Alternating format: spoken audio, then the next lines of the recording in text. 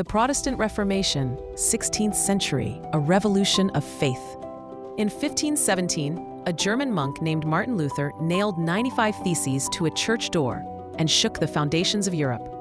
This act ignited the Protestant Reformation, a religious revolution that changed Christianity, politics, and society forever.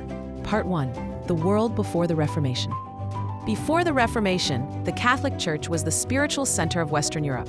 It was powerful, political, and to many, corrupt. The selling of indulgences, the wealth of the clergy, and the lack of access to Scripture left many believers disillusioned. Part 2. Martin Luther and the 95 Theses. Martin Luther, a theology professor in Wittenberg, challenged church practices with his 95 Theses, arguments against indulgences and the abuse of power. He insisted that salvation came through faith alone, and that Scripture, not the Pope, was the final authority. Part 3. The spread of Reformation ideas. The invention of the printing press allowed Luther's ideas to spread rapidly. Pamphlets, sermons, and translated Bibles reached towns and cities across Europe, sparking debate and uprisings. Martin Luther said, "Here I stand, I can do no other." Part 4. Reformation leaders and movements. Luther was not alone. Reformers like John Calvin in Geneva and Ulrich Zwingli in Zurich also challenged Catholic doctrine.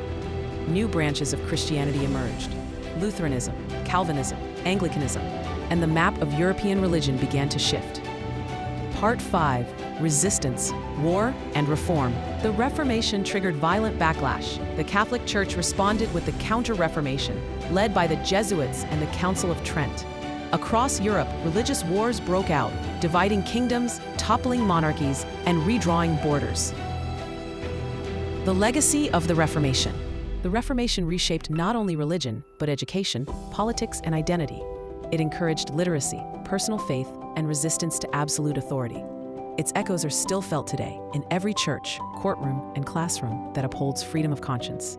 Thank you for exploring this pivotal moment in history with us. If you enjoyed this brief journey through the Reformation, like, subscribe, and let us know in the comments which part of the story resonates with you most.